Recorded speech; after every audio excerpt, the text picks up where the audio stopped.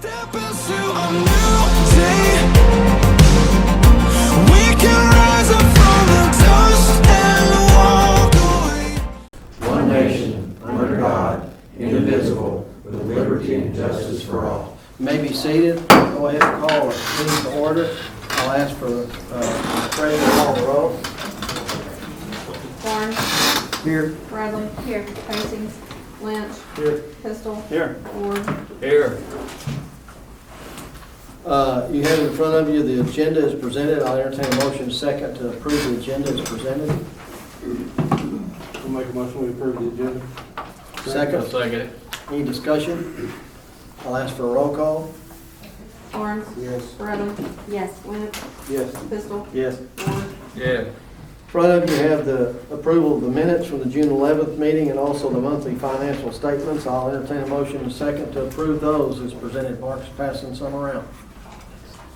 Make a motion, we approve the financial statement in the minutes. Motion I'll second. second. Any other discussion? I'll ask for a roll call. Barnes. Yes. Bradley. Yes. Lynch. Yes. Pistol. Yes. Ward. Yes. That brings us to department head reports. First is the airport commission. I had a call from Dan Clinton today. He didn't get back with me.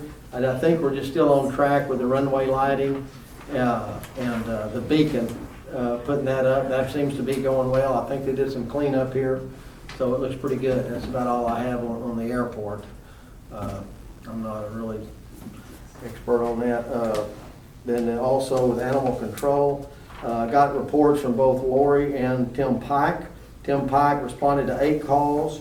He picked up 1 dog and 3 cats, and he wrote 2 tickets.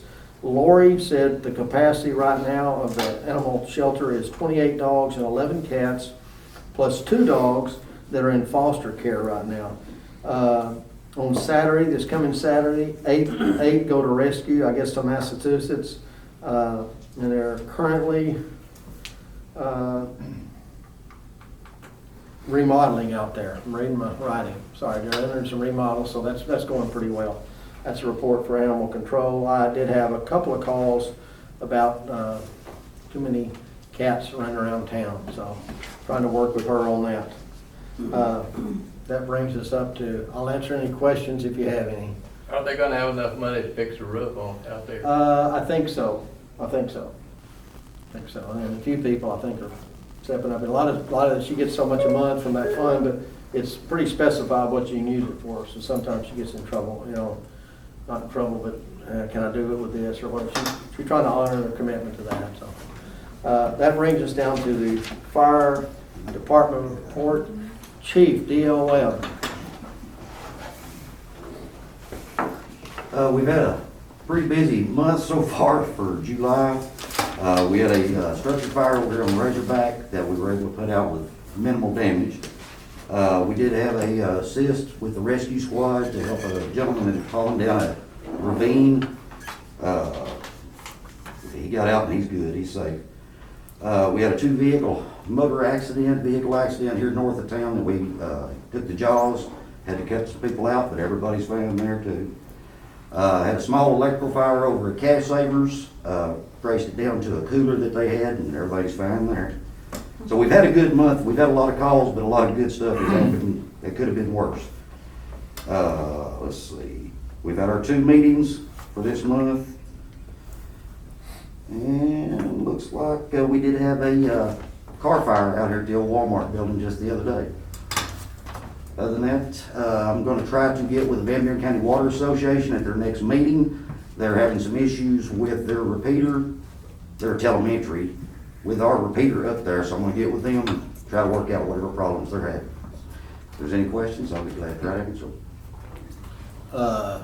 No, not on that. I did ask you, since you're the liaison to Van Buren County, I talked to Judge James today a little bit about that, we have an ordinance, ASA has passed, given the city municipalities the ability to pass an ordinance and require masks everywhere. We discussed that. We actually discussed that at our Monday meeting. Y'all have copies of that. I wanted you to respond to that just a little bit. The municipal league got with the governor and came up with a ordinance that cities can pass as far as wearing a mask inside their cities. Several cities, Conway, Fayetteville, Rogers, have already passed it. It is of my opinion, at this point in time, with the low numbers that we have in Van Buren County, my recommendation is not to pass this ordinance at this time. Our citizens in this county, I'm very proud of all of them. I mean, to have such low numbers in the county, people are trying. I think this is kind of a point of, if you pass this at this time, it's telling people what they should do. I think it's kind of like an ace in the hole. As long as our county and people are trying, I wouldn't want to pass it at this time. But if numbers start going up, things start looking bad, it's an ace in the hole that if we have to pass it, we have to pass it at that time. I think it's something that you can do almost instantaneously. You could have a special meeting, you know, if it got out of control tonight, we could, you know, first thing in the morning, call it and pass it. I did get several calls, and maybe, I'd say 7, and only one of them said, don't pass it. A lot of the older folks, very good friends of mine, said you need to do this, be proactive. But we had talked about that Monday, and it's in our minutes from that supervisors meeting. I agree with you on that. Well, my business, I've been shut down for 3.5 months because of the COVID-19, and my business is a little different than others as far as a lot of my people come from Harrison, Marshall, Heber, different areas. So I've been shut down for that reason, for the safety of not only myself and my family, but for them. So if anybody understands the COVID-19 and what it does to the business, I do. But even with that being said, I've locked my mom and dad down for the last 4 months. I'm going to Walmart, getting their medicine, whatever needs to be done. That's why I think I've had people hit me up about, well, you're a firefighter, that's great. Well, I wish I could do something like that and jump out there and help people. Well, some people may not be able to be firefighters and go put a fire out, but this is a way that I think people here in Van Buren County and the city of Clinton can help. Put a mask on when required. If a business has a sign up that says, don't wear a mask in here, be courteous. Or if they say wear a mask in their business, be courteous, wear your mask, if not for yourself, for others. Consider yourself a firefighter if that's the case. If you're gonna save lives or help with lives, I'd rather it be on the people, having that option. But being courteous to the business owners and the people that do wanna have masks when they're around. Yeah, a couple of business owners I talked to have mandated it. One called me and said, we've done this last Friday after our Monday meeting. He said, it's a couple of people walked out, but he said, it's really overall, he said, I'll be glad to come and talk. I said, I don't think it's necessary, maybe in a time, but he said it's not really adversely affected our business. I think each business is unique in and of itself. And I think you said it pretty well when you're talking about the governor, and I think rightly so, left it up to municipalities, and then the municipalities, especially someone of our size, 17,000 in the county, you know, not a town around here of over 3,000, not being flippant about it or not paying attention, but then just leave it up, just let it go on down to the individual businesses. Now, if we see a spike and something happens, it's not something that we can't do immediately. Correct. I didn't know if anybody of the council wanted to comment on that, or. I've had several people call me over the last couple of days. I was in Conway today and talked to a business down there to see how it was going in Conway. They said they still have people coming in their store without masks. They can't tell any difference in the business I talked to today. So without being any kind of penalty for it, it's education is what we would have to do. And I think our citizens here in our city and the county are very well educated. County judge does a good job of putting numbers out, giving us facts, what's going on. We have our weekly meetings with the city that we give to the county. I believe we're all together. You've done a good job. And we've not had to worry. We've got hand sanitizers, we've got all that. Archie Fest wasn't a problem. You've done a great job. And value your opinion, your leadership on this. And it's not like we're not paying attention to it. And like I said, it's something, maybe next week we might be right back in here. I don't know, I hope not. Anything else for the fire chief? Okay, I passed out some copies of that ordinance, and that's for, thank you, chief. That brings us down to Parks and Recreation, Charles Wilson. And I think by next meeting, we probably will combine the street with that. We'll get out of our alphabetical order. You'll do both. Since it's on the agenda, let's just do Parks. Grass growing good, park still looks good. I'm down one person, so there's an opening at the city, got a couple of weeks here. Somebody wants to put in applications. Archie Fest was really, went Archie really Fest well. was nice. Soapbox Derby, bringing it into town, well Yeah. received by everybody, I It was a think. little different, a little spooky at first, but I think it settled in good, so I think it may end up being a good thing. Try that out, so. Anything else for parks? Thank you. Be right back. Chief John Willoughby, Police Department report.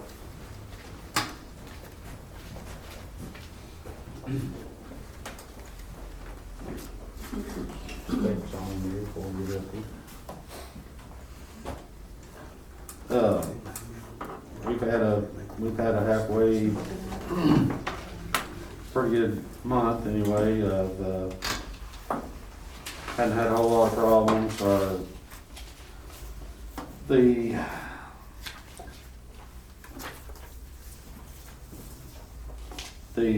fireworks stuff, they went off without a hitch. We didn't have Yeah. any problems there and everything. Didn't have a whole lot of calls on people shooting fireworks after hours and different things on that. The guys got out and pretty much did a whole lot of patrol here, last month. They wrote 103 citations, 4 warnings. Jay opened up about 3 investigations, closed 6. We've made 2 or 3 felony arrests on drugs and everything. Made a pretty good one today, so we're just keeping on here. Like I said, no big issues. We haven't had any big issues. Had one of our trucks, our older trucks. It's got a cylinder, bad cylinder on it. So what I did, I passed one I was driving down the patrol, and I took that one to baby it around to after the first year we can trade it off. Not put any money in it or anything, you know. So Nurse it to the end of the year. I'm gonna nurse it to the end of the year. So Okay. that way Anything else for the everybody- chief? Everybody's good. No? Thank you. All right. Brings us back to Charles Wilson, Street Department report.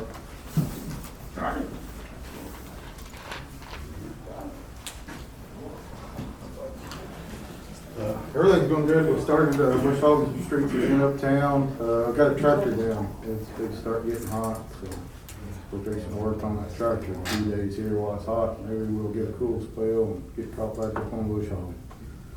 We cleaned out a ditch.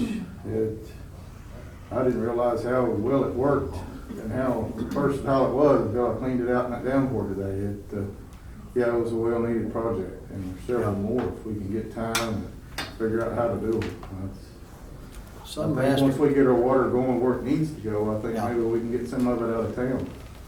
I can't remember who it was that said that we didn't declare war on privet hedge, and you start digging it out, and it's like, boy, it causes a lot of problems. Yes, once that. And y'all done a lot of work on that, and our runoff is, that's one thing I think I did get, it does start up at the top of the hill. Yeah, and it worked. I was up there during the downpour, and it was amazing at how well it worked and how much better it's gonna be for the 4 or 5 houses Yeah. out there. Yeah, you gotta get water away out from of the the yard and structure. off the highway. They all sit below the road to Yeah. start with.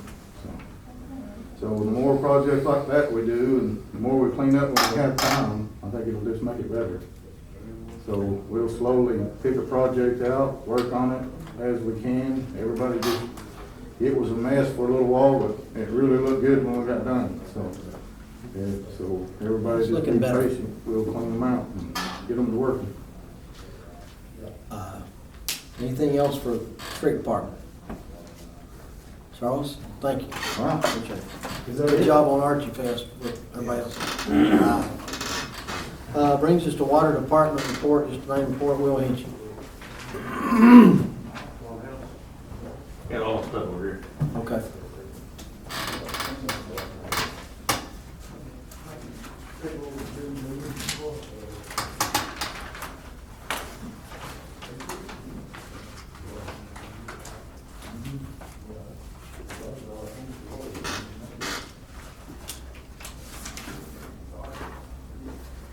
Okay,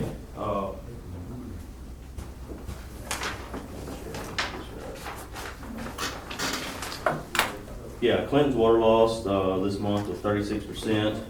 That's that's overall. Burnt Ridge was at 27%, and then ours was at 35%. I just want to go ahead and keep reminding everybody that when I say Clinton was 36%, that's also including the Burnt Ridge and the Denard system also. So it's all together, it's calculated all together. So I know sometimes that's, so we got that. As far as things go, we got a lot of breakage when everything started drying up, water lines started moving and stuff like that. So we've been pretty busy working on water leaks. Still dealing with up north. There's a couple of places that have started sliding again in a different area and stuff. So now the highway department has actually come and they want for us to proceed to get a few more private easements. Yeah, move just that go up around the above. problem. Yeah. It's kind of run into a problem. We got one right now we're trying to deal with, and you call the assessor's office, see who owns the property. They tell you, they give you a phone number to call, but then they tell you, good luck, they haven't paid their taxes in 6 years, and we can't get a hold of them anyway. So we are trying to get a few easements, but it's not going smoothly. Besides that, like I said earlier, our commission usually meets the second Tuesday before, so I haven't had a chance to talk to the commission about this, but if it's what they want to do and it's what the city council wants to do, and you're good with me spending that money that way, we have been putting back that money that we had been paying on that bond. It was $20,000 a month. We paid that off in April, so since then, we've been putting that money into an account, and we can take that money if that's what you want to do, and we can continue to do and finish the pole yard project. Yeah, and you get that, and you can start putting bids out or whatever. Yes, right now we're at 90,000. Okay. We put 90,000, we need 150. Yeah. So by the time, talking with Warren and them, by the time we put out the bids and they come back in, they're approved, we should be right there at Is that. that your recommendation? That I'm would be my I'm recommendation. sure you'll have somebody You that'll know, make we've a had a motion. meeting tonight, people want to know why we've raised rates and everything. Well, we've had this little bit of increase and we've been putting the extra back and we're, Okay, you need a motion second to go ahead and move that, Yes. start I'll the make. process. I'll second it. Motion second, any discussion? I think that was the original plan, once we paid off that bond anyway, to. Well, move that we've to always go. talked that bond would actually be, everybody said, how are you gonna pay for the meter project? You're gonna have to raise rates to do that. Actually, no, the bond's paid off. That bond was $20,000 a month. This meter project is, I wrote it down over there, I don't know what, but it's a little less than $13,000 a month. Yeah, 12-8, Yeah, something. it's 12.8, something like that. So we're actually still, we've got money there we're used to spending, and we were spending that money before the rate increase. So we've got that money right there, and we're still doing like I do at home. You get a raise, you keep living off what you had before, and that's So what the we're council doing. likes the meter project, you can do both, you're saying? Yeah, I think we'll be able to do both. By the time the pole, we almost got the money for the pole yard. Looked at the meter project, we won't really need to start putting money in that account for that until May, because our first payment is gonna be, if I'm not mistaken, it's in October of '21. Will be our first payment, if we take the loan now.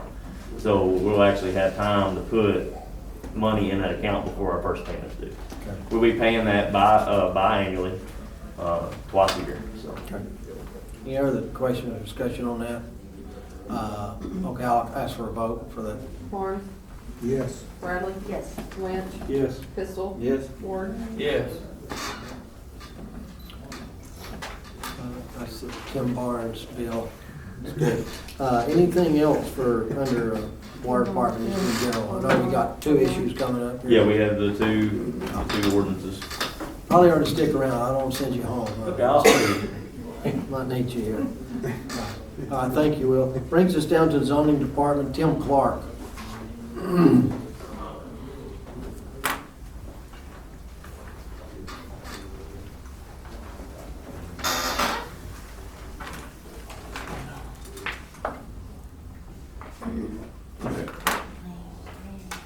Just got a couple of things real quick. Sent this to y'all. Probably here, just look at it.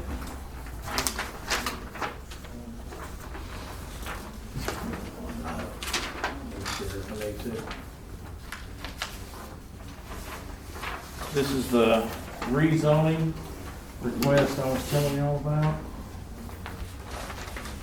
It is 172 Old Highway 9. And the request was to rezone it from R2 residential to C1 commercial. And the request basically, I guess, was denied due to a lack of a motion. So it now falls to the city council to make a final determination. And that's to leave it as is, you want to, and you're saying it, They're suggesting leave it residential. okay, I'll entertain a motion in a second, then I'll ask for discussion. Do we need a motion second to leave it as is? Recommendation, I mean. The city needs to take some action, because there's been a petition filed to rezone. Yeah, it, I'll so the city entertain a needs to take motion some second official action. to Thumbs up, thumbs down. deny the I'll motion. make a motion that we discuss this. That's what I was, so Any just to make a discussions or motion, questions? a motion to discuss. And then we vote.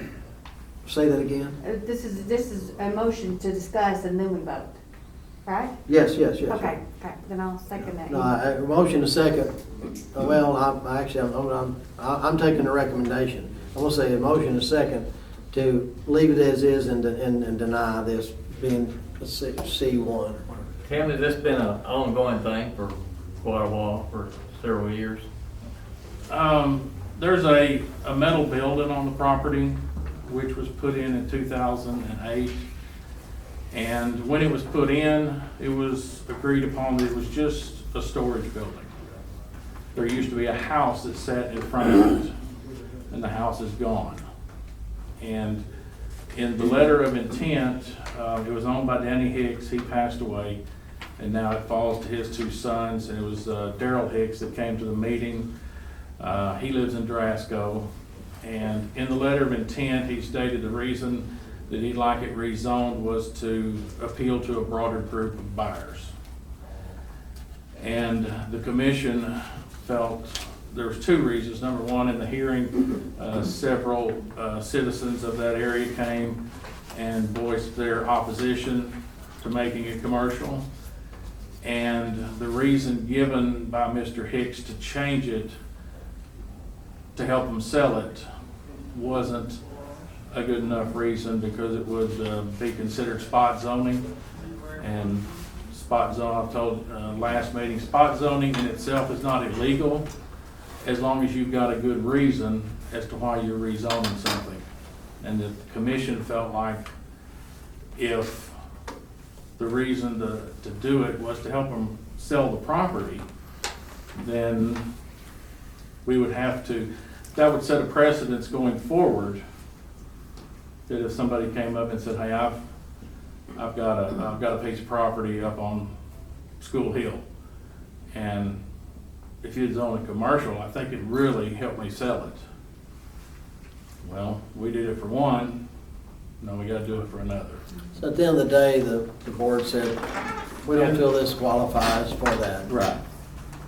I believe this has been before the council before, years ago. It may have been. Yeah, it has. I think one of the issues is maybe the sewer wasn't. Right. Anything else? I think one of the problems with doing the spot zoning, is that there's no purpose, you know, like you said, they just wanting to sell the property, they're wanting to get more value out of it because it's a commercial, now zoned commercial. And what you do what happens when you're in a residential area, and somebody comes in and says, well, I want to put a restaurant there. Well, then it goes before the zoning board, and then everybody who lives around that, then, well, I want to put a restaurant in, and I'm going to get a liquor license. Well, everybody who lives around there gets to come and say why they don't want that in their neighborhood. With this, it's just an open, you know, whatever they want to put there, you know, any kind of commercial business, and I don't think it's good government to just allow somebody to come in and spot zone my property because I want to sell it and it'd be worth more money. The commission felt like if everybody on that side of the road said, hey, we'd like this whole R2 strip all the way to the county yard, let's rezone that commercial, you know, that might be a different story. Or if somebody had a piece of property and said, well, I'm gonna put this here, I'm gonna employ this amount of people, it's gonna bring in this, we're gonna provide this service for the community. You got different reasons, then it might be something that the commission would have considered.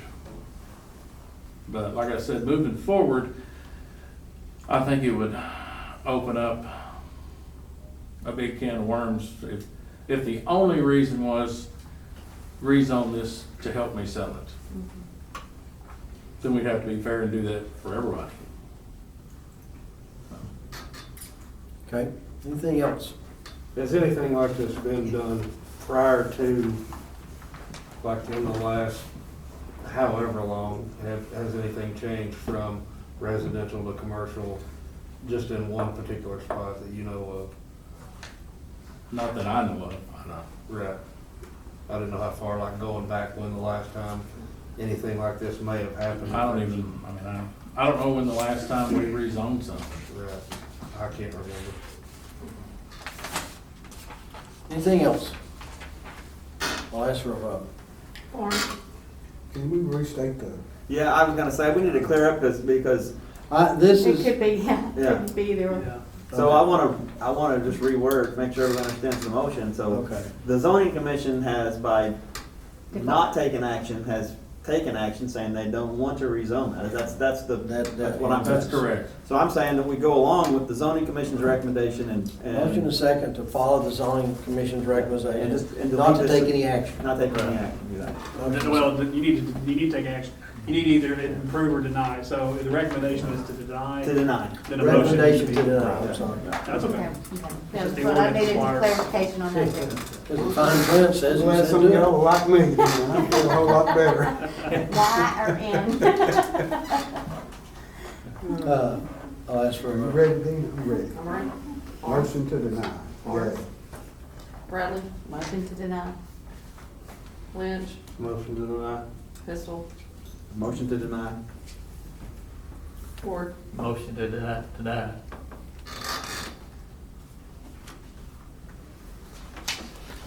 Anything else? One more thing, the AMP has asked Chad to look into, the AMP tax that, has not been being paid by the hotels, since January. And so we've, asked him to take some sort of action to address that issue, and I'll let him speak to that. Yeah, I asked him to go ahead, Tim brought it to my attention about a month ago or so that our hotels apparently are not paying their A&P tax. I assume they're collecting it, I don't know, I assume they're collecting it and then not turning it over. So it's interesting that if that's true, they're collecting a tax from citizens and people and not turning it over to the city. But for me to look into that issue, which would probably end up sending a demand letter to these three businesses, I'd like a motion and second from the council that you want me to take that action. Entertain motion and second for, to take action regarding the lack of I'll payment. second it. Any other discussion? Is that, the tax that they collect, is that something that they're supposed to be reporting and turning into DFA? That's a good question. I'll have to look into that answer. I know it's a local A&P tax. They're supposed to be reporting to The state. the city. Whether they also need to report in the state, I don't know the answer to that. I just don't know. That's something I'll probably find out as I start kind of digging into this. But I don't think the state doesn't collect it. Yeah, We it's collect it, but I think it's supposed to be reported to the state, is it? Oh, I don't know about that. I don't think there's any responsibility for them to report anything to the state. Yeah, It's solely with the city. it's a city tax. It's not one of these like sales tax that's remitted to the state and then turns back. It is directly paid to us. And so that's the funny thing is I can't really say they owe X number of dollars because they haven't been reporting anything. And so the first thing's going to be to demand that they let us know how much they've been collecting, and then they're gonna have to pay that amount. So, again, if you're collecting a tax from a citizen and then not turning that over, that's a little problematic. Well, you should be able to get that information from the state, what they have been paying in as far as sales tax. They do pay a sales, yeah, so So that we would should be able help. to get an idea of what kind of Yeah. collection we should be getting from them. Yeah, but I would posit that that's not, that shouldn't be, we shouldn't have to go that extra Right, step. right, They have a duty to do that and send that to Exactly. us. So. Okay, vote for permission to proceed with that. I'll ask for a roll call. Horn, Yes. Bradley, Yes. Lynch, Yes. Pistol, Yes. Ward. Yes. Anything else? Thank you, Jess Crabtree. I think,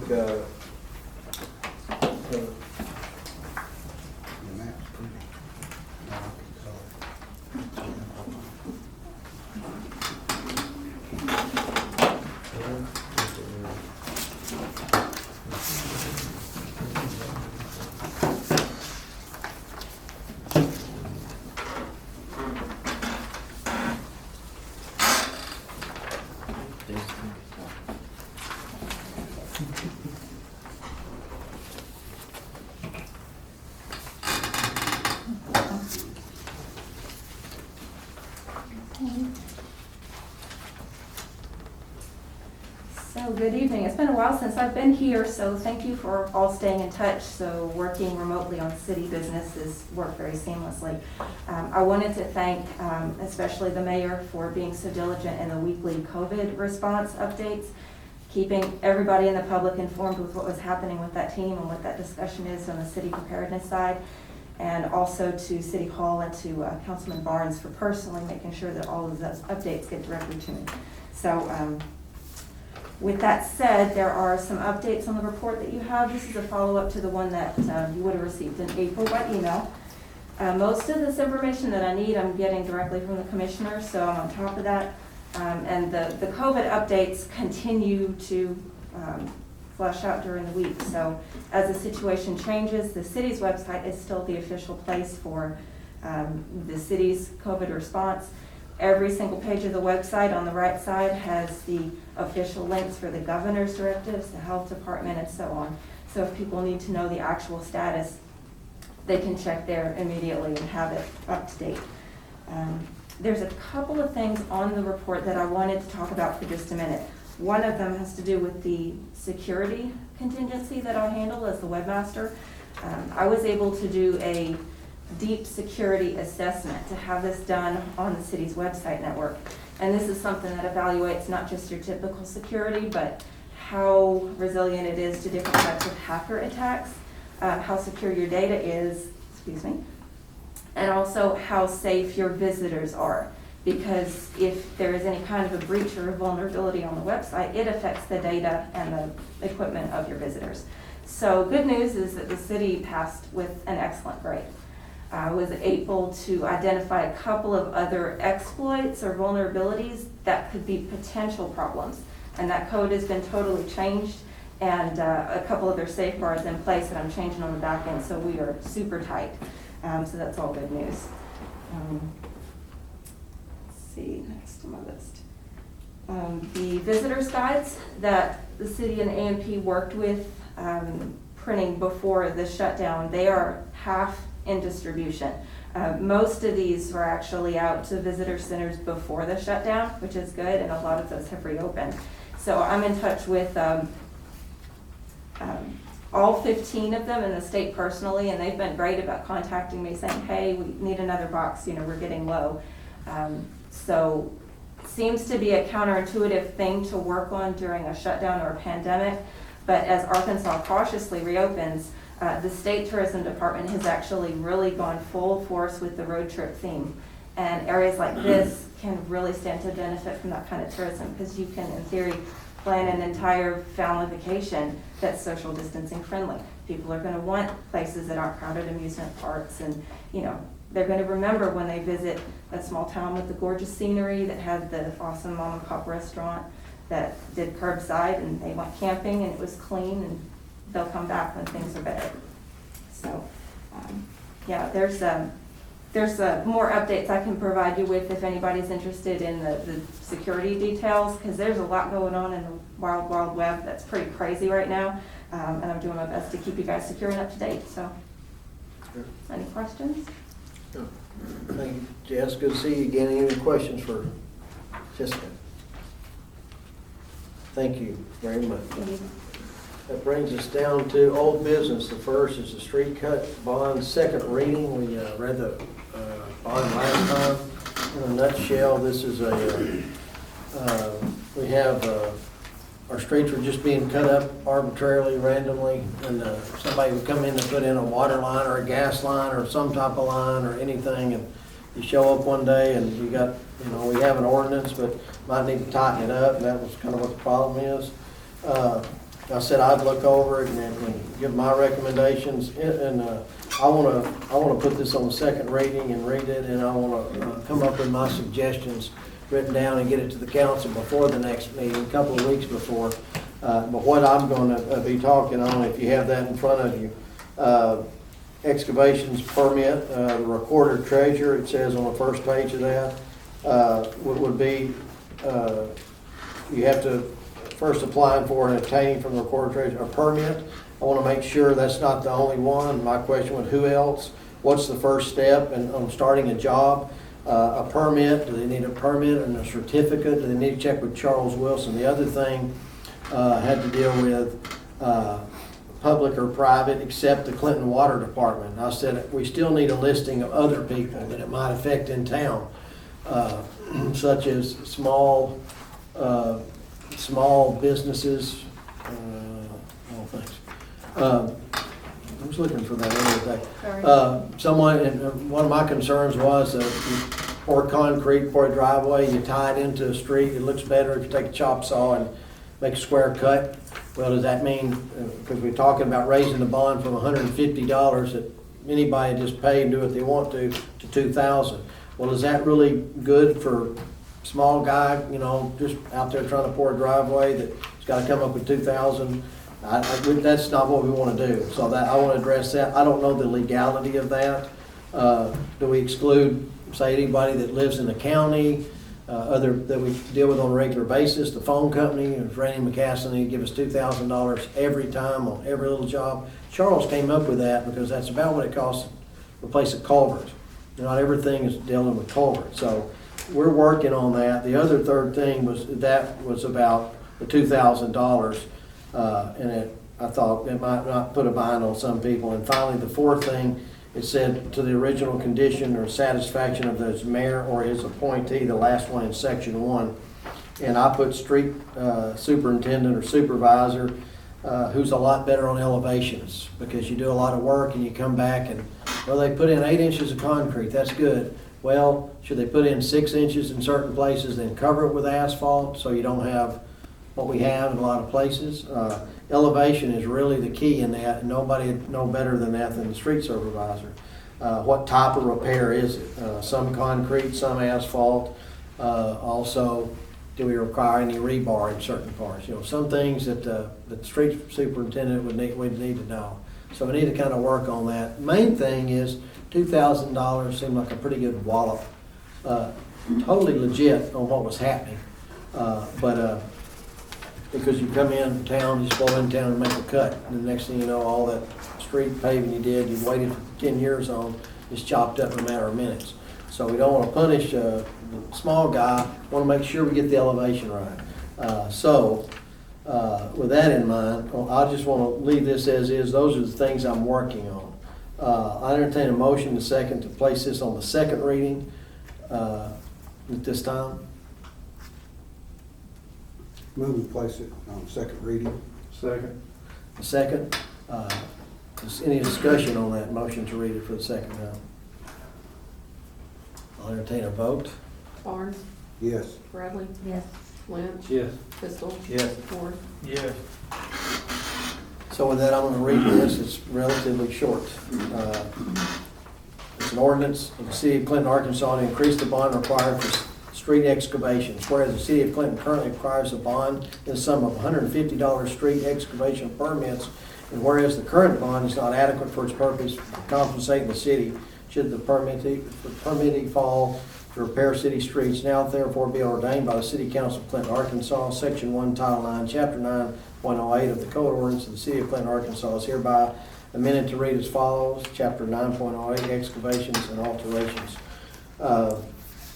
Section 9.0801, excavation permit. 0.0802, application for permit bond and excavations to be restored. It's 9.0803.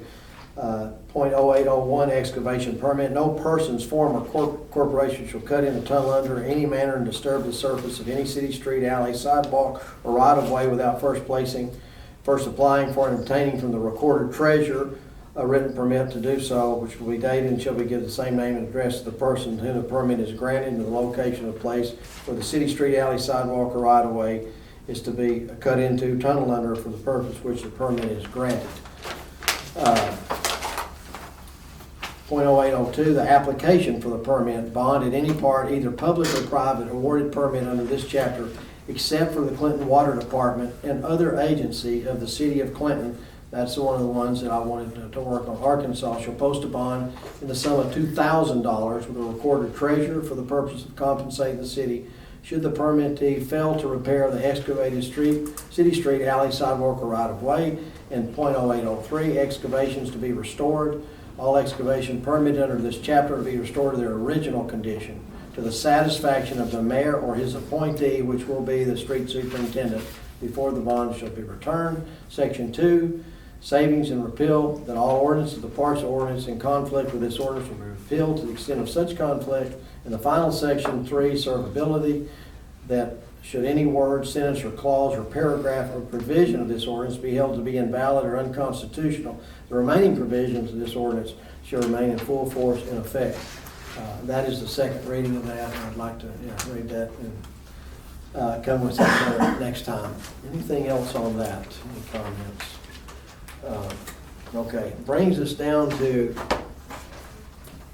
old business, second one, industrial water rate and sewer rates. And what we just had a meeting on, this introduction, this is an offer for anyone who uses 100,000 gallons or more.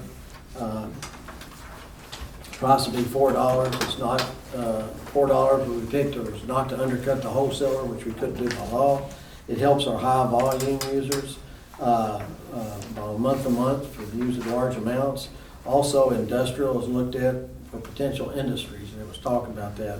People that want to come here in order to place this on the second and third reading. You see the heading, that's why we're here, and that's why I want to introduce that. With that, I'll entertain a motion in a second to place this on the second reading. We had it in the first reading last night.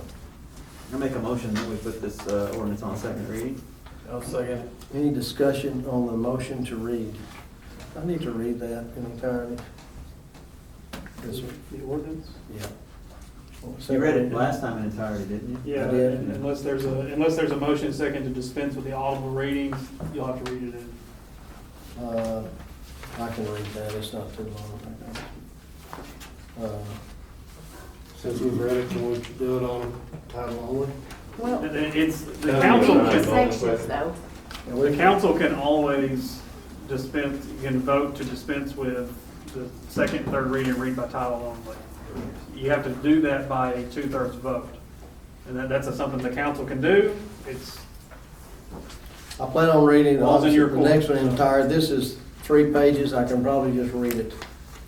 But unless somebody wants Well, if to. we're just amending 2 sections of that, can we just read that section, or we have to read all of it? This Well, industrial rate is. you'll have to, you'll have a motion on what you're reading.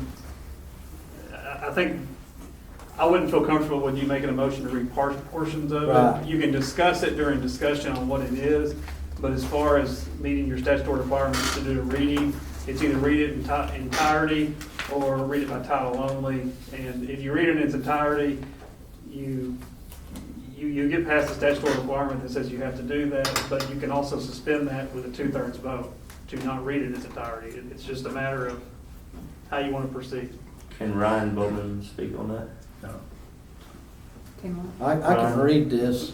Ryan can give us some insight on that, I'm sure. And I agree with Chad. I mean, it's just, if someone wants to make a motion to suspend the rules and place the ordinance on its second reading by title only, then the mayor would not have to read the ordinance so long as 2/3 of the council votes in favor of that motion. So if you want him to read it in full again, that you certainly can do that. But with a motion to suspend the rules, put it on a second reading by title only, roll call vote, get 2/3, then we do the same thing for the third reading, and then a motion to adopt. So unless you just want to have it read again, you can certainly vote to suspend the rules, read it by title only.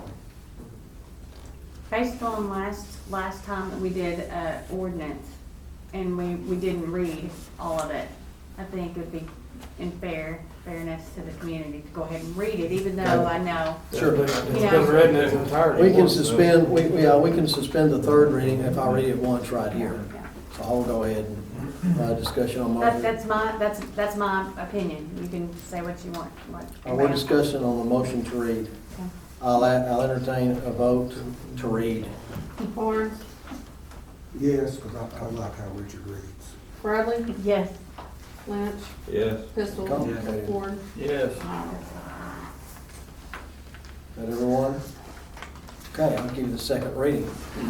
This is an ordinance amending the sections 10.08.01 and 10.08.02 of the Clinton Municipal Code and the prescribing and other matters related thereto. Whereas the city of Clinton, Arkansas, the city owns and operates water and sewer facilities. Its water and sewer facilities are operated as one interrelated municipal undertaking, the system. And whereas the existing rate for services of water facilities of the system are codified in the section 10.08.01 of the Clinton Municipal Code, and whereas the existing rates for service and sewer facilities of the system are codified in section 10.08.02 of the Clinton Municipal Code, and whereas it is necessary for the city to amend sections 10.08.01 and 10.08.02 of the Clinton Municipal Code in order to add a rate category for industrial customers, now therefore be ordained by the City Council of the City of Clinton, Arkansas, Section 1, Section 10.08.01A of the Clinton Municipal Code is hereby amended by adding the following. 14, Clinton industrial customers. First, $100,000, $400. All over 100,000 gallons, $4 per 1,000 gallons. Section 2, Section 10.08.01C and D of the Clinton Municipal Code is hereby amended to read as follows. C, the water rates in A1 through 11 and A14 above all shall be increased by 5% in October 2020 and on each October 1st thereafter through October 1st, 2024. The water rates in A12 and 13 above shall be increased by 5% on January 1st, 2020 and on each January 1st thereafter through January 1st, 2025. D, the customer who connects with the water facilities of the system shall pay a meter deposit as follows. Residential, $100 water and $50 sewer. Commercial, industrial, $150 water and $100 sewer. Section 3, Section 10.08.02 of the Clinton Municipal Code is hereby amended to read as follows. 10.08.02 sewer rates. The following rates and charges which the City Council of the City of Clinton, Arkansas hereby finds and declares are fair, reasonable, and necessary minimum rate to be charged for sewer services be, and they are hereby fixed as rates to be rendered by the system. Sewer rates for each residential customer served by the system. First, 1,000 gallons or less, $14.07. All over 1,000 gallons, $6.30 per 1,000 gallons. For each commercial customer served by the system, first 1,000 gallons or less, $15.75. All over 1,000 gallons, $6.30 for 1,000 gallons. For each industrial customer served by the system, the first 100,000 gallons or less, $400. All over 100,000 gallons, $4 per 1,000 gallons. The sewer rates above shall be increased by 5% on October the 1st, 2020, and on each October 1st through October the 1st, 2024. Monthly billings are for sewer systems that shall be made with and as part of the water system billings, and payment of water service shall not be accepted without the payment for sewer system services. No customer shall be allowed to connect to the sewer system unless each customer is also connected to the water system. None of the facilities or the services afforded by the sewer system shall be furnished without a charge being made therefore.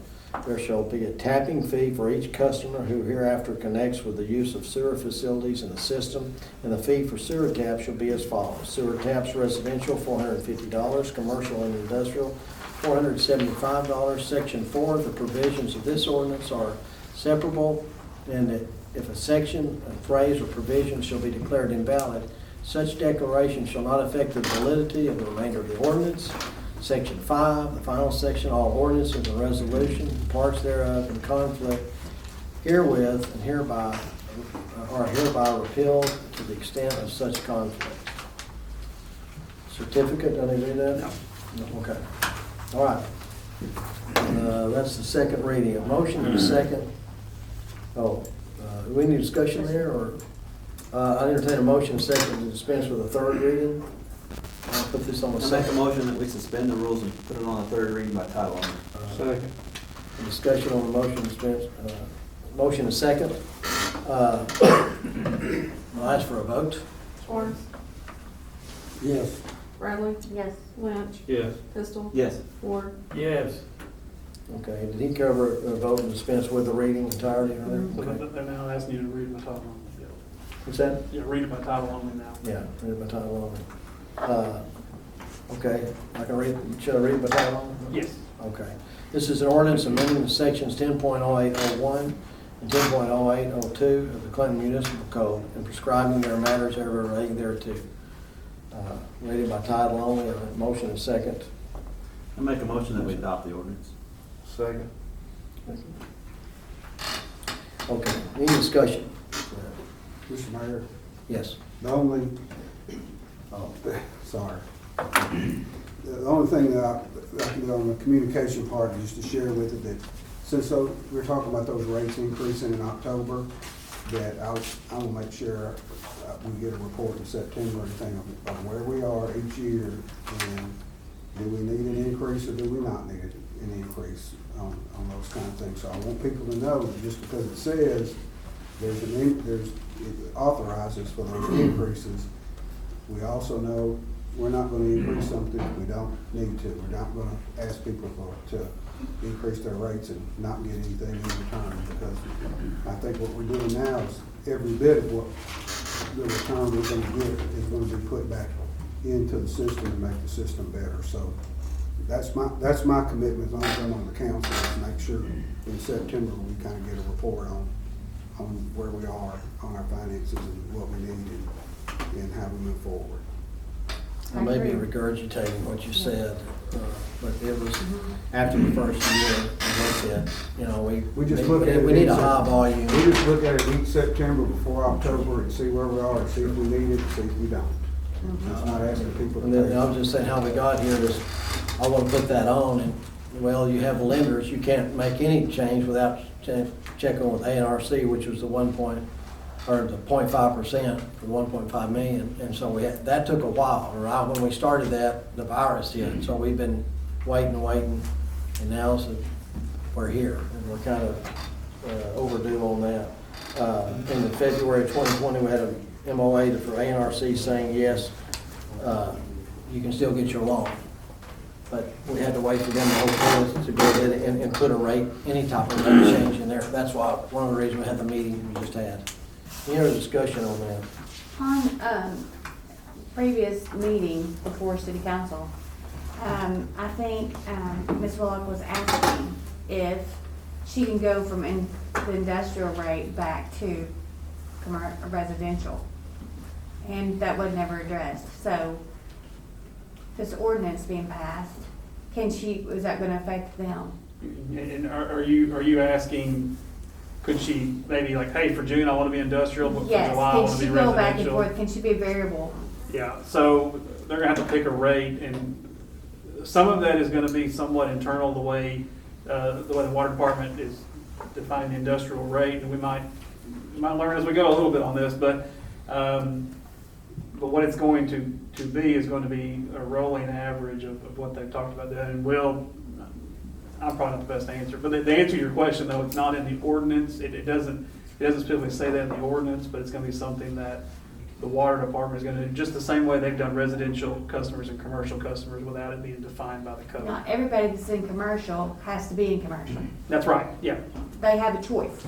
yeah. So if you're in industry rate and then her business goes back down, can she fluctuate? That's what I'm asking. And that's yeah, I just want to explain the ordinance. Right. I'll be Well, that's what I'm going saying. off into Once we me pass not this ordinance, being it's gonna be set, and then we can't do that. I think that's it.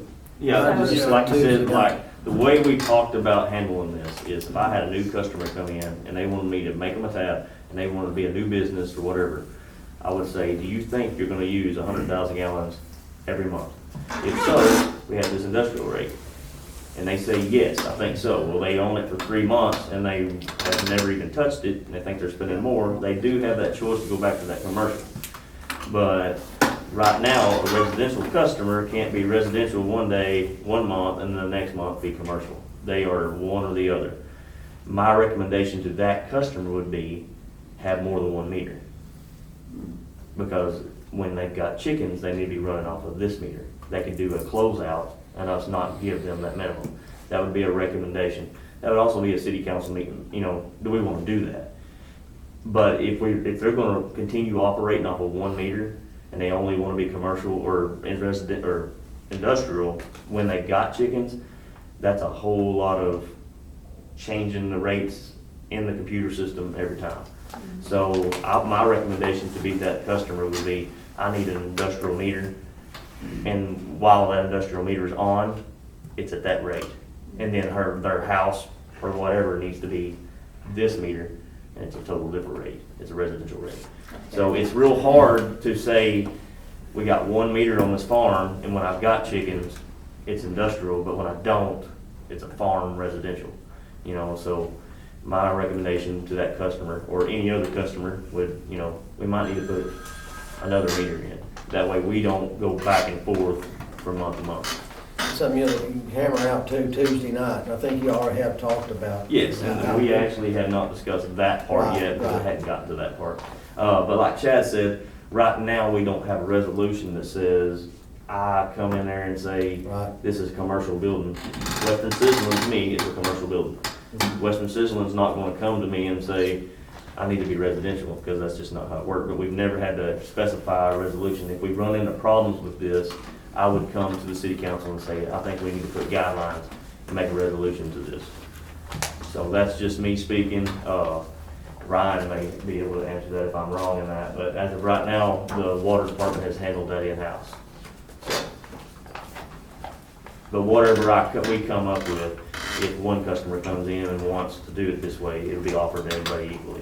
So, but that would be my recommendation to that customer there. I just don't wanna set an ordinance in motion and then come back and say, oh, Yeah. we need to redo it. Right now, I'm with the way tired this of doing that. customer particularly is set up, they will have to say, all right, I'm gonna pay a minimum bill of $400 a month, whether they got chickens or not, if they wanted to get on this industrial rate, because they're using that 1 meter all the time.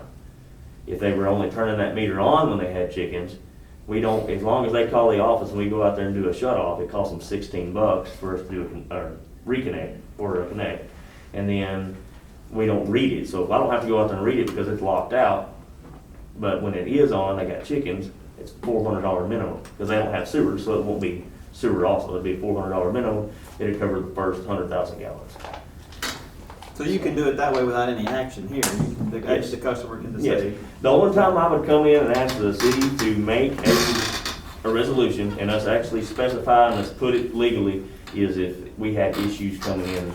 But I think handling it in-house that way, as long as we're handling it fair, everybody gets the same option, I think we'll be fine. Well, that's gonna be my other question was, what does it cost to disconnect and reconnect? Is it gonna be would it be cost Yeah, per? It's a service fee, and I think it's $15, $16.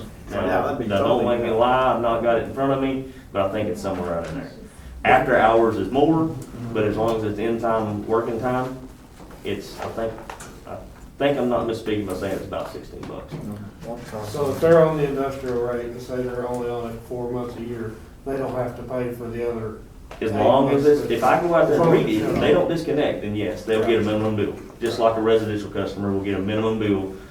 We've got vacation home people that's only here part of the time, but they leave it on all the time, if we go out there and read it, they get that minimum bill. If they call me and say, we want it disconnected, we want it turned back on, we'll call you on the way, we'll turn it back on, they get a disconnect fee and a reconnection fee. But it's still cheaper than paying a whole month's, so. This is a little bit, on the auto meter reader, the auto meters, could they do that? They could disconnect from their phones with that app? They're- Like if you had to. That customer cannot disconnect, but they are meters. There are setters that we can get also for like a customer that, if we got a bunch of rent houses that change each month, or there's a bunch of, there's customers that we shut off for like a payment each month. We do have the option of getting a control valve that can be shut off from the office. It's more expensive, it's an extra deal, but it probably wouldn't be worth that, because for $16 I can go out there to that customer and shut it off. You know, if they're only gonna have chickens once every 4 months, then that's what my recommendation would be. But as far as us using the same meter and just rotating it back and forth, I wouldn't recommend it. That's not how I would wanna handle it, and without other guidance and changing. Anything else on that? No, but I like the way, you picked a starting point, you picked a number, and it's for anybody. Yes. And I think that Right was- now, this rate, if I lived right here in the city limits and I wanted to be, if I said I was gonna use 100,000 gallons each month, even as a residential customer, I would offer that to say, if somebody wants to guarantee they're gonna pay me $400 a month, or $800 if they get city sewer, we're gonna sign them up on it. Because their minimum bill is gonna be $800. It's not gonna be beneficial to that customer. I'm not ever gonna run into that. That's why I don't think we need to put guidelines as is right now. Okay. Any other, on the discussion on the we have motion second to pass this? Any other discussion on that? I'll call for a vote. Barnes, Yes. Bradley, Yes. Lynch, Yes. Pistol, Yes. Warren. Yes.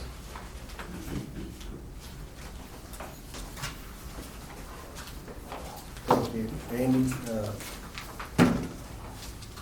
go home and go to bed. That brings us to last part of old business, ordinance, ANRC, auto read meter bond. This is the third item for old business, an ordinance for these auto read meters. I want to put this on the first, second, and third read, and do all that. While, once again, this isn't something that has not been discussed, it makes sense to utilize technology. I think this technology is about 20 years old. I had a little synopsis of history for that I wanted to say something before we started. In 2018, March, CWB discussed the auto read meeting at the commission meeting. Dickie Hink and myself went to ANRC on the first, or the first in line, when that 0.5% money became available. Dickie said, we're going to Little Rock tomorrow. We did. We got the approval for that in April of 2018. The council moved $800,000 to the water department. So that's when we started making improvements with money that we had. In May, CWB worked on a cost analysis in ANRC to offer that 5% on a first come, first served basis. And I think there was $10 million available. These are all out of data from the minutes of our meetings. In June, Dickie said that we've been wanting to do this for 10 years. I gave you some of the council minutes, but they didn't have the money to do it. Bob Wright of Cruising Associate, he didn't even have a dog in the hunt, but he come and basically said, this is 0.5%. You're not going to see money at this interest rate ever again. And in July, the council approved the ANRC resolution to accept it. In October, Dickie announced that he was going to retire. And in November of 2018, Dickie says we're going to need an ordinance to accept this. In 2019, I reported that the auto read meters will be last about 6 months, or it'll take about 6 months for installation and can be done by 2020. So on February the 19th, I think Will Hinchey joined us, and he missed his first meeting because he was out, I think, at Global No, it's the 14th, that's Valentine's Day. Yeah, I'm sure you do remember that. Maybe it was the 14th or 19th. I can't read my writing, so. But anyway, and then in August of 2019, ANRC agrees to hold up while the city enacts a rate change, which we had a rate September 30th, 2019. The rate change passed, and first bill, people started getting in January 31st of 2020, so welcome aboard there, you're real popular. And then in February of this year, we have a memorandum of agreement to ANRC saying, yes, we still want this loan. We've been out there a long time, it's been going on a long time. We're talking about an industrial rate, can we have a little bit of time? Yes, you can. Then COVID hit and everything slowed down. So that's kind of, I was trying to bring us up to speed where we're at, and my recommendations for the way that we're introducing this and reading it, putting it on these 3 readings at one time. I didn't want people to think we're just trying to come up with something and run something through that we haven't discussed, which we have. One thing I'd like to say before we do this is, because we're trying to make sure everybody's 100% clear. When this gets read, you're actually going to see this is a 0% interest rate. This rate itself has a 0% interest. But ANRC has a service fee. Normally their service fee is 1%. On the last bond for the clarifier, it was 1%. In this cases, they've actually got some help in there, and they're actually cutting their fee into a 0.5%. So what you actually see is it's a service fee of a 0.5%. It's actually an interest rate fee of a 0%. So just that way everybody's clear when this gets read. We've advertised it as a 5% or 0.5% interest, but it's actually a fee. So is that fee, is that a simple interest or is that compound interest? It's a simple, it doesn't gain, it stays the same. Okay, but I'm asking, there's compound interest or simple interest? Because a fee to me sounds like simple interest. Yeah, it's based on the outstanding principal amount. Yeah. Okay, so it is on the credit card. Okay. I think I'm doing this right. I need a motion and a second to place on reading this ordinance. On the first reading. We're gonna read the entire ordinance? Yes, we're gonna read this is a lengthy read, it's 14 pages. I'll start out. Okay, so I make a motion that we read this ordinance. First reading. First reading in its First reading, entirety. then we'll dispense with the second and third reading. I'll get a motion to, I'm not gonna read it 3 times. You need help reading it? I do, I'll start. I'm happy to read it. All right. So, all right. I don't know about, maybe happy was too strong. Thanks, man. But we still need a motion and second to place on the first reading. I did that. I made the motion, I don't know if I'll second. I entertain any other discussion on that. And thank you, Mr. Baldwin. Yes, sir. I entertain we can switch off on the reading if you. Yeah. I get I'll entertain. I get tired. Get tired, your mask. I'll ask for a vote. Barnes, Yes. Bradley, Yes. Lynch. Yes. Pistol. Yes. Ward. Yes. In the words of Leslie Miller, read. I'll do my best through this math. I'm gonna Okay, follow so- along and I'm gonna just slip over. I'll be listening. In order to authorize the construction, betterments, and improvements to the water facilities of the city of Clinton, Arkansas, authorizing the issuance of a water and sewer revenue bond for the purpose of financing all or portion of the cost of construction, providing with payment of the principal evidence from the bond and prescribing the matters relating to. Whereas the city of Clinton, Arkansas owns a water and sewer system which is operated by the Clinton Water and Sewer Commission, whereas the city council and the commission have determined that betterments and improvements to the water facilities of the system, including two without limitation new water meters, are necessary in order to make the services of the system adequate for the needs of the city. And whereas a preliminary report, general plans, and estimates of costs for the improvements have been examined and approved by the commission and the city council, and a copy of such general plans are on file at the offices of the city where they may be inspected by any interested person. Whereas, in order to finance all or portion of the cost of the improvements, including bond issuance costs, the city is making arrangements for the sale of the bond in the principal amount of $1.5 million to the Arkansas Development Finance Authority as purchaser at a price of par for a bond-bearing interest at the rate of 0% per annum pursuant to a bond purchase agreement among the city, the bondholder, and the Arkansas Natural Resources Commission, which has been presented to and is before this meeting. Whereas the city has outstanding its water and sewer revenue bond dated January 31st, 2001, evidence is a loan from the commission. Whereas the city has outstanding its water and sewer revenue bond series 2014, authorized by ordinance number 2014-06, adopted September 22nd, 2014. And whereas the city is authorized under the provisions of Amendment 65 of the Constitution, Title 14, Chapter 234, Subchapter 2 of the Arkansas Code of 87 annotated, Title 14, Chapter 164, Subchapter 4 of the Code, and Title 14, Chapter 235, Subchapter 2 of the Code, to issue and sell the bond. And whereas the bondholder proposes to pledge the bond as collateral for the payment of its revolving loan fund revenue bonds pursuant to its general bond resolution as amended or supplemented from time to time to the Bank or Trust Company to be named as trustee thereunder. And whereas the city is required to pay to the Arkansas Development Finance Authority as servicer a servicing fee equal to 0.5% per annum of the outstanding principal amount of the bond. Now therefore be it ordained by the City Council of the City of Clinton, Arkansas, Section 1. The improvements to be accomplished shall be a part of the system. The accomplishment of the improvements shall be under the control and supervision of, and all details and connection in which shall be handled by the Commission, and the Commission shall make all contracts and agreements necessary or incidental to the performance of its duties and the execution of its powers. The Commission shall let all construction contracts pursuant to and in accordance with existing laws, and shall require such performance bonds and insurance from the contractors as, in the judgment of the Commission, will fully ensure the completion and improvements in accordance with plans and specifications therefore. Section 2, the sale to the bondholder of up to $1.5 million in principal amount of a bond from the city at a price of par for a bond-bearing interest rate of 0% per annum and otherwise subject to the terms and provisions hereafter in this ordinance set forth, the details hereby approved, and the bonds hereby sold to the bondholder. The mayor is authorized and directed to execute and deliver the agreement on behalf of the city and to take all action required on part of the city to fulfill its obligation under the agreement. That the agreement is hereby approved and substantially forms into the meeting with such changes as may be approved by the mayor as execution to constitute complete evidence of such approval. Section 3. City Council hereby finds and declares that the period of usefulness of the system after completion of the improvements will be more than 15 years, which is longer than the term of the bond. Section 4.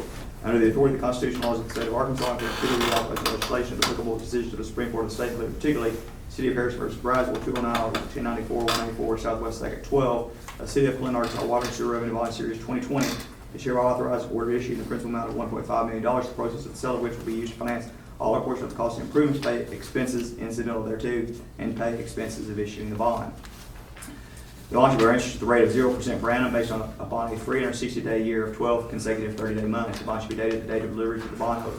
Interest should be payable on each April 15th and October 15th after the bond is issued. Principal should be payable in installments on October 15th, 2021, and each April 15th and October 15th thereafter until unpaid principal is paid in full as follows. And there you can see in that chart, as Will mentioned earlier, your first payment will be October 15th of 2021 with a final payment April 15th of 2031. So I will not read that chart, but you can see those are your semi-annual payments to be made starting in October of 2021. And again, keep in mind, that is just the principal that's going to be prepaid or paid on those dates. In addition, there's that 0.5% servicing fee that has to be paid. And the reason that that's not added in is because, again, that's based on the outstanding principal amount of the loan, as we discussed. That 0.5% is based on that. So those payment amounts are just the principal, does not take into account the servicing fee that will be paid.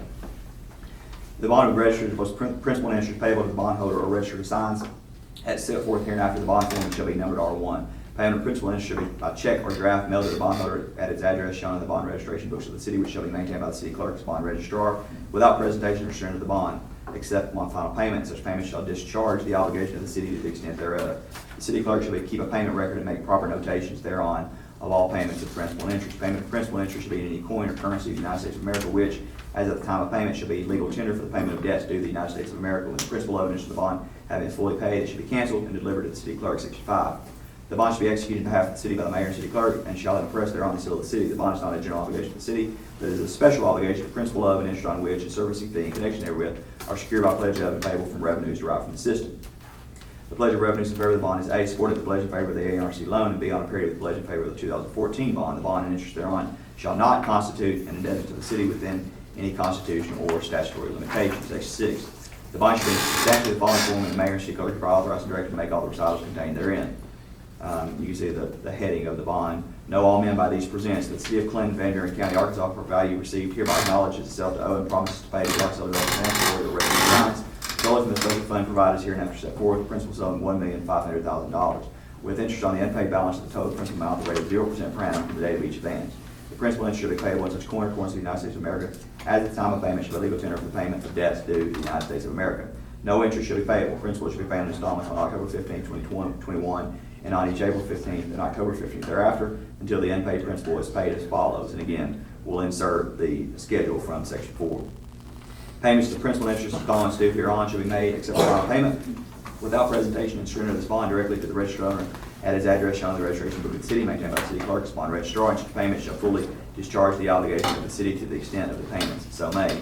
This bond is issued for the purpose of financing all portions of the cost of construction, betterments, and improvements to the water facilities of the water and sewer system of the city, and paying costs of authorizing the issue of this bond, and is issued pursuant to and in full compliance with the constitutional laws of the state of Arkansas, including particularly Title 14, Chapter 2, therefore, Subchapter 2, Title 14, Chapter 164, Subchapter 4, and Title 14, Chapter 235, Subchapter 2, the Arkansas Code of 87, annotated and applicable decisions of the Supreme Court of Arkansas, including particularly City of Harrison versus Brazil, 209, Article 1094, 194, Southwest 2nd 12, and pursuant to ordinance number blank of the city, and will be filled in with the ordinance number of this ordinance duly adopted and approved on the 9th day of July 2020.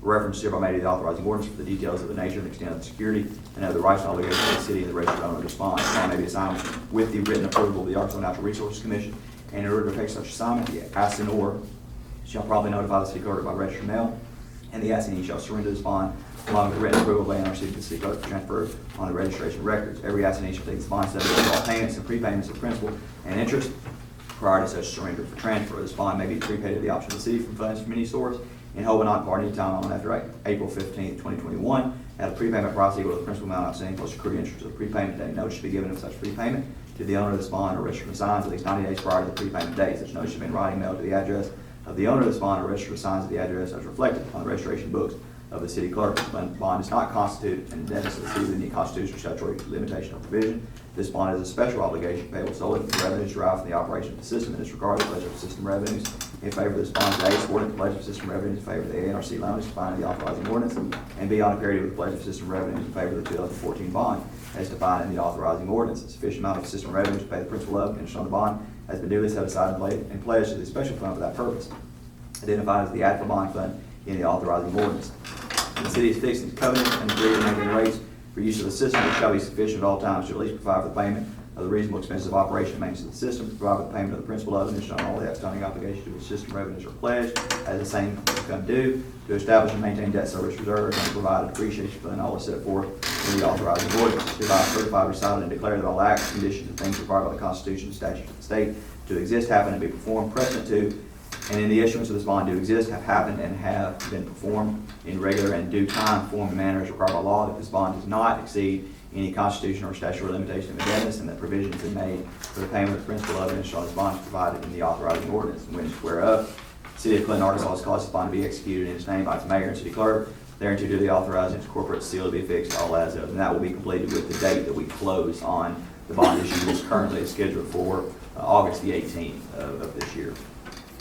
Section 7, the rates charged for services of the system heretofore fixed by ordinance of the city, and the conditions, rights, and obligations pertaining thereto as set out in these ordinances are hereby ratified, confirmed, and continued. The city covenants and agrees that the rates established will produce gross revenues at least sufficient to pay monthly operation, maintenance, and funded depreciation expenses of the system, pay the principal of and interest on all outstanding bonds to which revenues are pledged as the same become due, pay the servicing fee as the same become due, and create and maintain any required debt service reserve. The city covenants always to maintain rates and will provide for the required payments. The rates currently in effect for water service shall not be reduced without the prior written consent of ANRC and the bondholder. Section 8.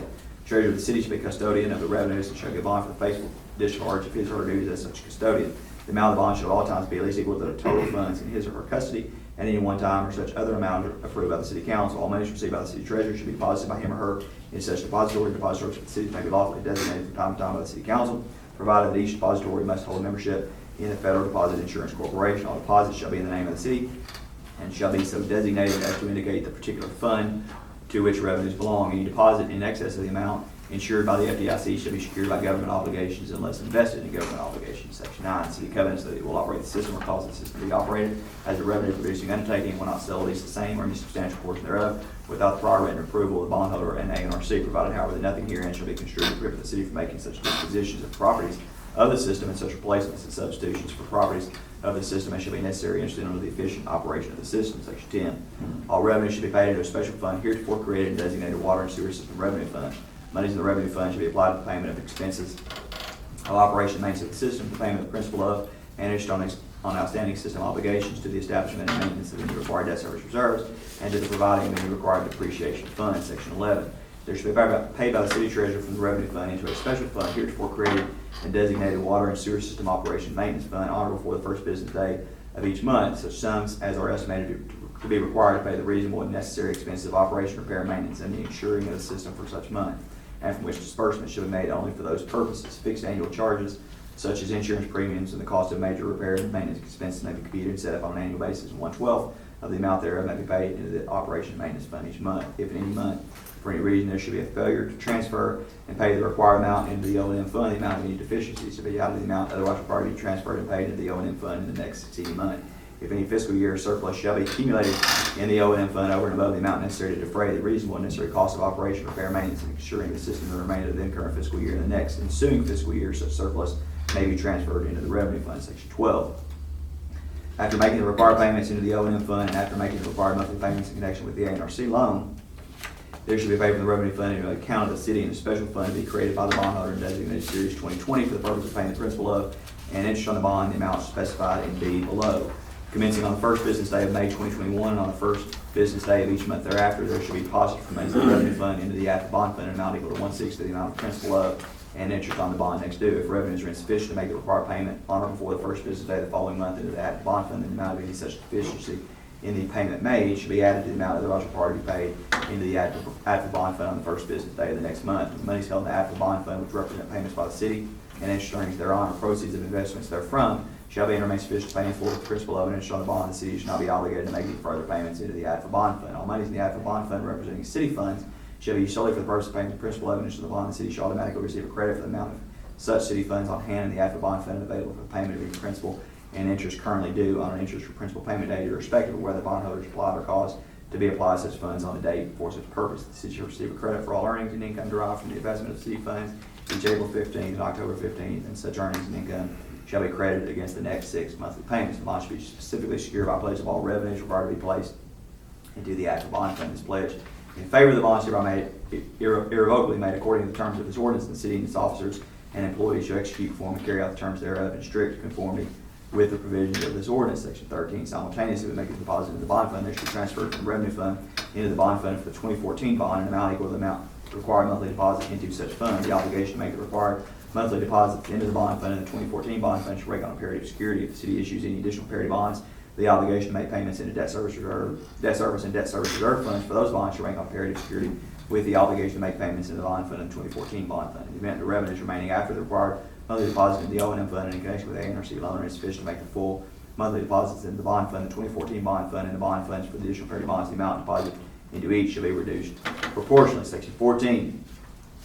After making the payments set forth above, there should be paid from the revenue fund the servicing fee to the authority and the servicing fees in connection with other system obligations. The servicing fee should be payable on each April 15th and October 15th after the bond is issued and delivered, and should be calculated on the same basis as interest on the bond, if any interest is payable.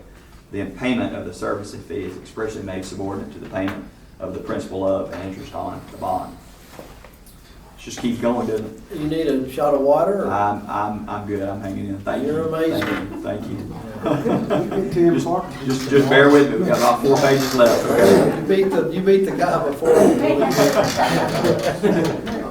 Clark needs to get him some water. Section 15.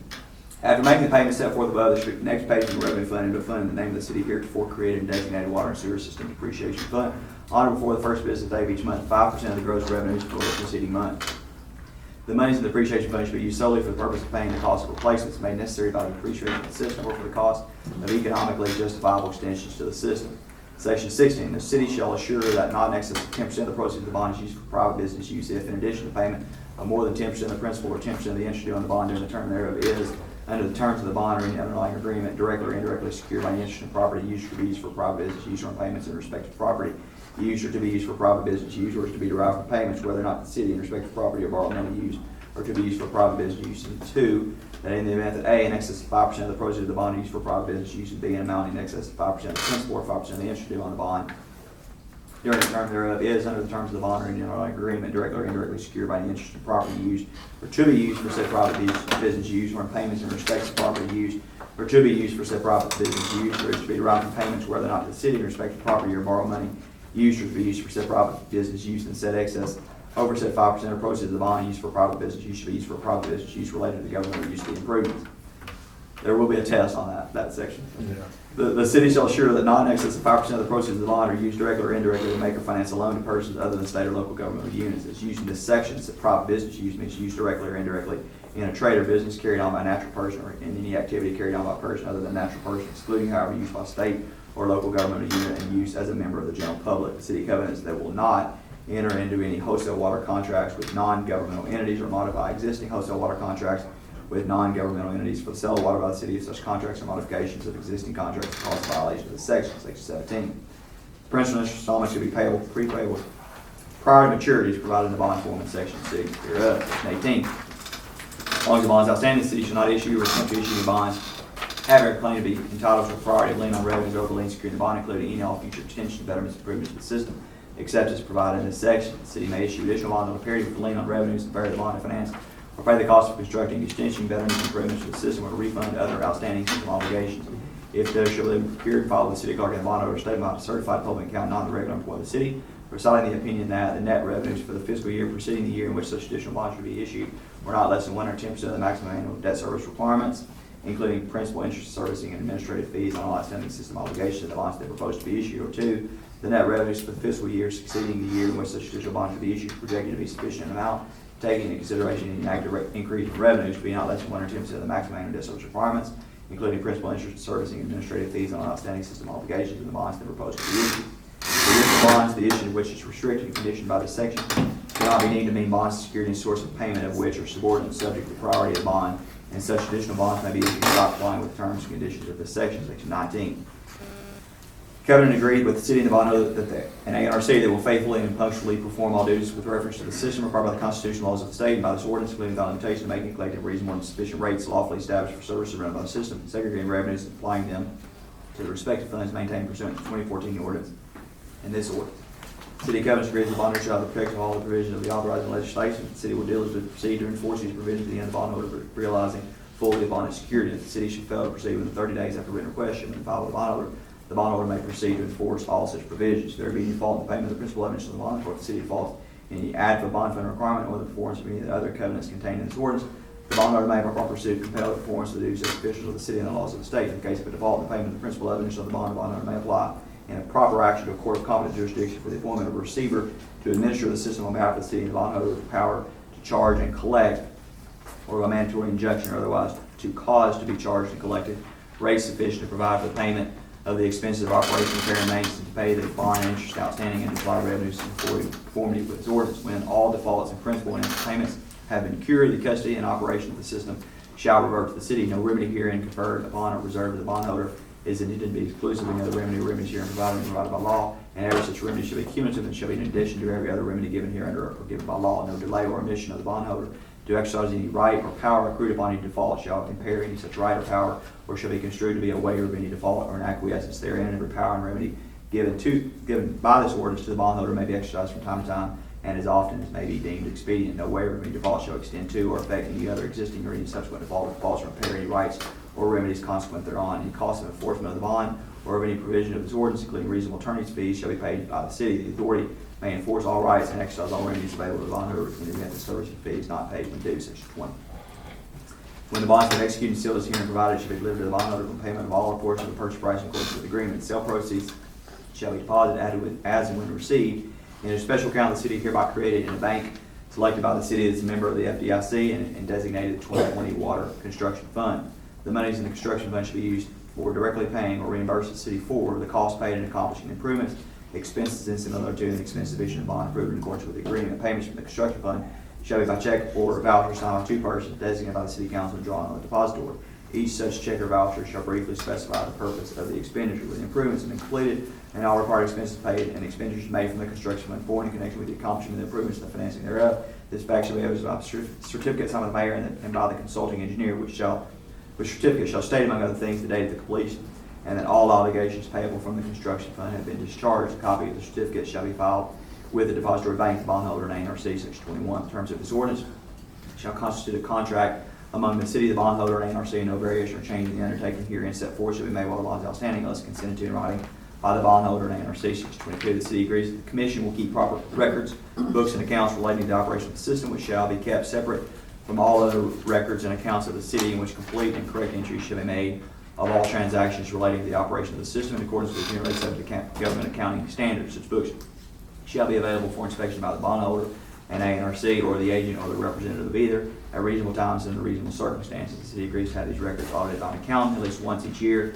and a copy of the audit report shall be furnished to ANRC and the bondholder. In the event the city fails or refuses to furnish or cause such reports to be furnished, the bondholder may have the reports made and the cost thereof shall be charged against the O&M fund, section 23. The city covenants agrees it will maintain the system in good condition and operate it in an efficient manner at a reasonable cost. The city agrees that to the extent competent protection otherwise provided for to the satisfaction of the bondholder and agency will ensure and at all times keeps insured and responsible insurance company or company selected by the commission and authorized and qualified under the laws of the state to assume the risk thereof, all above and offset of the system against loss or damage thereto in amounts and against such risk as are customarily insured in connection with similar facilities and undertakings as the system. In the event of loss, the proceeds of such insurance should be applied solely toward the reconstruction, replacement, or repair of the system, and in such event, the city will, with reasonable promptness, cause to be commenced and complete the reconstruction, replacement, and repair work, section 24.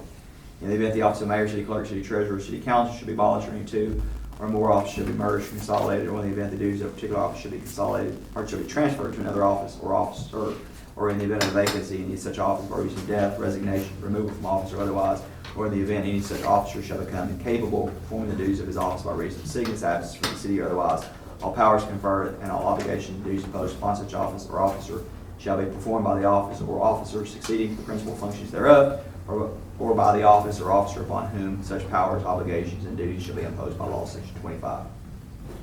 There should be a statutory mortgage lien upon the water facilities which are part of the system, including all extensions, betterments, and improvements now and after existing which shall exist in favor of the owner of the line, and such water facilities shall remain subject to such statutory mortgage lien until payment in full of the principal of an interest on the line, provided, however, that such statutory mortgage lien shall be interpreted according to the decision of the Supreme Court of the state in City of Harrison versus Bradwell Supra, section 26. City agrees the bondholder may place the bond as security for the ADFA bonds and its ADFA trustee and/or the municipal bond insurer for the ADFA bonds may exercise any rights and remedies available to the bondholder under this ordinance or the agreement while the bond is pledged and/or the ADFA bonds are insured. In addition, the city agrees that while the bond is pledged and/or the ADFA bonds are insured, copies of all financial information shall be furnished to the ADFA trustee and/or the municipal bond insurer, section 27. The references to payments of interest in this ordinance are not intended to imply that interest is payable on the bond. The city acknowledges that the interest rate for the bond is 0%. Section 28, it's understood and agreed that the commission acting for and on behalf of the city has custody of and control over the system, operates, maintains, and repairs the system, and collects and handles revenue. Therefore, it's understood and agreed that even though there are some express references to the commission, all references herein to the city shall, when appropriate in view of the authority and responsibility of the commission, be construed to mean and include the commission. So long as the commission operates the system for the city, performance by the commission of any right or obligation of the city hereunder shall be deemed performance by the city, section 29. The provisions of this ordinance are hereby declared to be separable. If any provision shall, for any reason, be held illegal or invalid, it shall not affect the validity of the remainder of this ordinance, section 30. References in this ordinance to bondholder shall include the original bondholder or any registered assigned thereof, section 31. All ordinances and resolutions and parts thereof in conflict herewith are hereby repealed to the extent of such conflict. That's unbelievable, yeah. I feel like that guy that's driving on the road trip and they're like, you make everybody car sick. That's really good. Thank you. We'll get to the meat of the discussion here in just a minute. We've read that. At this time, I want to go ahead and play a motion to second to dispense with the second and third reading. All right, just come back next month and do it again. I'll entertain a motion second for that. I make a motion to suspend the second, third reading. I'll second it. Second. Any discussion? I'll call for a vote to dispense with the reading, second, third. Barnes, Yes. Bradley, Yes. Lynch, Yes. Pistol, Yes. Ward, Yes. This is an ordinance authorizing the construction of betterments and improvements to the water facilities of the city of Clinton, Arkansas, authorizing the issuance of water sewer revenue bond for the purpose of financing all portion of the cost of construction, providing for the payment of the principal of an interest on the bond, and prescribing other matters related thereto. Okay, at this time, and the discussion will come after this, I'll entertain a motion second to pass this ordinance. Actually, Mayor, if we could get Oh, sorry. a motion to suspend the rules and place it on its third sorry. reading by title only. I'll entertain a motion second to suspend the rules. I make a motion that we suspend it and read it. I'll second. Ask for a vote. Barnes, Yes. Bradley, Yes. Lynch, Yes. Pistol, Yes. Ward, Yes. In order to authorize the construction of betterments and improvements to the water facilities of the city of Clinton, Arkansas, authorizing the issuance of water and sewer revenue bond for the purpose of financing all or portion of the cost of construction, providing the payment of the principal of an interest on the bond, and describing the other. Okay. Motion second, right now to pass ordinance. I make a motion, we adopt the ordinance. Second. Second. Okay, any discussion? Mr. Mayor, Oh, let's go. Mr. Barton had one question. You knew I'd have one question. Yeah, well, I mean, so- But of all that, my simple thing is because, we paid off that one bond early, we're collecting that 20,000. Is there a possibility within this loan that it could be paid off early? They could set aside some funds? Absolutely, and there's a provision, and I'll point you to that so you can see I it. thought I- It's April 15, 2021. It's prepayable, and that's gonna be in section, it's in the bond form, it's, page 5. I thought I saw it. Page 5, it's the third paragraph. The bond may be prepaid from funds from any source at any time on or after April 15, 2021. Yeah. So, you bet. Well, I'm saying that over the course, if nothing changed at all, just looking at it and what we were paying, what we were collected, then over the course of 10 years, that the water department will have about less the 5% fee on the interest. We'll have a little less than $900,000 that they could use, because they're not, if they collect 240 and pay 150, that's 90,000 a year. I mean, I may be wrong, but there's money there if the other thing takes care of stuff. That interest is on the total amount. Yeah, on the total amount. So there's a good possibility that actually this won't take 10 years to pay. I mean, we could if we wanted to, but there's a good possibility. And keep in mind, you've got those two other loans that are charging more than 0.5%. Yeah. So, I mean, you'd actually, the 2014 may not be callable. I forget, it may have a 10-year, so it may not be payable until 2024. But that 2001, it's gonna be higher than the 0.5%. So you'd be wise to look at obviously paying off the higher interest rate to the extent you can first, because at 0.5%, you're not gonna find anything much better than that. Any other discussion on that from council or anyone else? And just for the public's benefit, you have to raise your rates because there are covenants in all of your bond ordinances, not just this one, that you have to have enough revenues coming in to pay debt service and operate and maintain your system. Yeah. So, it's not, 110%. I'm sorry. 110%. Yeah, so it's not, Yeah, it's not just, you take $1.10 to cover a dollar. it's not just the council thinks that now is a good time to raise rates. You have bondholders and you have a covenant with bondholders to meet those covenants, and to the extent you don't meet those covenants, then you're required. It's not even discretionary with council, you're required to do that. And that's just like if the bank wants to make sure you have enough money coming in for the loan that you're paying out. So, and certainly when you consider doing more improvements, I know Orrin discussed that with you, but as you think about doing a bond issue, not with A&RC, not with the state, you actually go into the public bond market, then there's going to be even more covenants that you're going to have to comply with, and they not require that you have an even higher rate covenant because, with the state, their restrictions are maybe less, more flexible than they would be with a private bond. They've been pretty patient with us because they keep extending anything else. And you paid off the 2012 was the public bond issue that you had. The other 3 loans that you have, including this one, will all be with the state of Arkansas. Anything else? If not, I'll call for a vote. Barnes, Yes. Bradley, Yes. Lynch, Yeah. Hessel, Yes. Warren. Yes. Ordinance 2020-05. Okay, thank you. Ryan, thank you. You bet. Thank you all. And everybody else, yeah. Thank you all for the opportunity to We work. saved about an hour. I know the crowd really thinks. That's amazing. Speed reader. Thank you. I've done it a couple times. Thank you. I wanted to sit by you and go, Kristen, thank you for coming, guys, Adam and all y'all. Drive forward. We're about done, you stick around. Any new business, there's none. Public comments, any public comments? I got a question. With the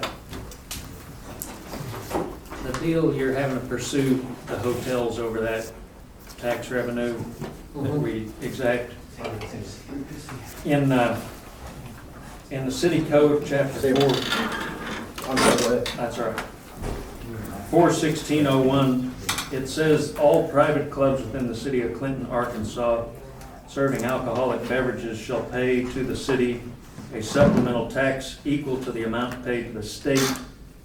Proceeds from this tax shall be deposited into the city's general fund.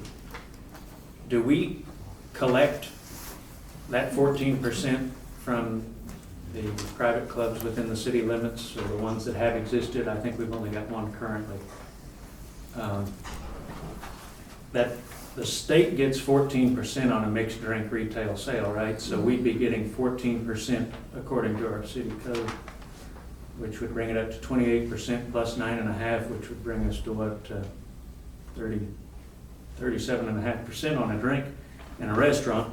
And I don't know, do we collect that? I've never heard that discussed or anything, and I don't see it referred to on a receipt when I buy a mixed drink in a restaurant. I don't know if we got that from Reyes while they were open, or Black Dog, or Latitude. The reason I ask is, we're going after 3% from hotels that have been shut down for several months.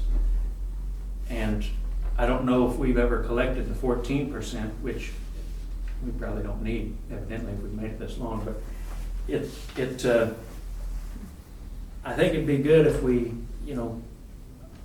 we're more equitable in collecting. If it's an issue across the board. And when people see this, what could be perceived to be as a selective enforcement or collection or exaction of taxes, it does concern them. So anyway, I just wanted, that's a good point, curious about that. Anything else? Oh, coincidentally, if I would recommend that you don't go after those restaurants for that. I'm not recommending that. I got you. I'm just saying, we Right. ought to bear it in mind. What's good for the goose is good for the gander. Yeah, selective enforcement doesn't look good, and it's a concern in some other departments of ordinances as we're experiencing right now for some members of the community. Points well taken. I don't know, my mother may watch this. I never ordered a mixed drink. You usually order. Now he's lying. That brings us down to mayor's comments.